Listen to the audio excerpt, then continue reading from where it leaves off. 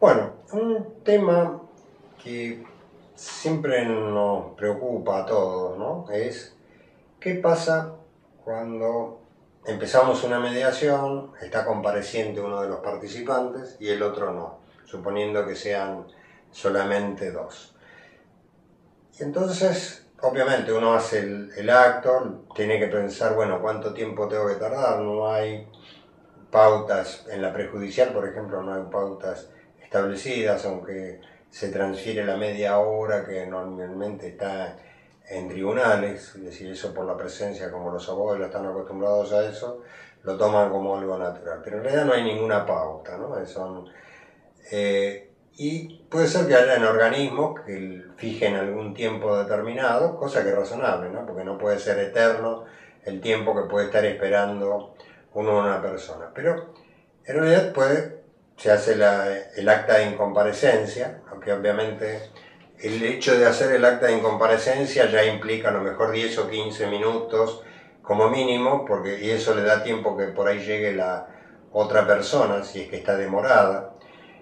Y entonces, de alguna manera, ya hay una prolongación. Si uno lo esperó durante 10 o 15 minutos, esto en la práctica se transforma en media hora.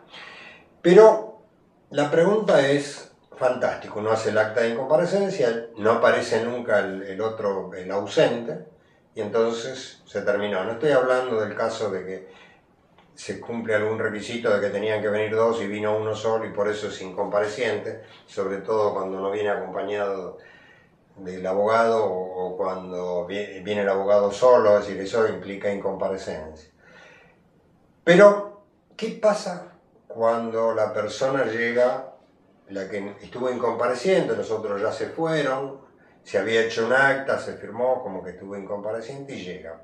Porque acá, en algunos lugares del país, especialmente en la ciudad de Buenos Aires, vivimos con cortes de tránsito, de calles, cosas que uno puede ver en cualquier noticiero.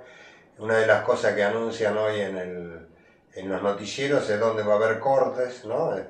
Con lo cual es una cosa habitual, ¿no? Aunque jurídicamente no correspondería que la gente hiciera cortes y que estos lo deberían invitar a cortar, bueno, las políticas han marcado que los dejan libremente, aunque embromen a buena parte de la población y en este caso al incompareciente, que sea verdad o mentira, llegó tarde y siempre va a usar, casi seguramente, que se topó con uno de los tantos cortes que habitualmente tenemos en Buenos Aires, sobre todo si estamos trabajando en la zona céntrica, ¿no?, de Buenos Aires. En el macrocentro normalmente es difícil que no haya un corte, ¿no? Es decir, eso depende de dónde viene el individuo y a veces en algunas autopistas también tenemos cortes, que es bastante divertido. Pero dejémoslo, no me importa la causal, esa es la disculpa habitual, pero no me preocupa la causa. ¿Qué pasa cuando llega el otro? ¿Deberíamos hacer o no un acta cuando llega el otro? Bueno, en definitiva, si el otro llegó tarde, obviamente que ya está en falta de alguna manera, evidentemente tenemos todo un problema de que, yo no sé, le creo o no, yo no estoy para jugar si el individuo está bien o mal. Tomaré otra vez, me sentaré otra vez y veré si hago el acta, de alguna manera, otra acta más para aseverar de que el individuo llegó tarde, o sea, tiene una falta, pero no tiene, o sea, no es que estuvo incompareciente, no es que no se presentó, porque hay individuos que la incomparecencia es ausencia total. Esto, ¿qué pasa? Bueno, ahora hay que ver cómo uno retoma o no retoma la mediación, porque uno obviamente pudo haber hablado con la otra persona, si es que llega tarde, o si hubo alguna causal de fuerza mayor o algún otro problema o tuvo un inconveniente, porque también la persona pudo haber tenido un problema de salud que puede no haber llegado, ¿no? Entonces, esto también implica que también hay una aceptación, o sea, hay uno que tiene derecho, inclusive a nosotros nos pasó algo que casi un tragicómico, ¿no?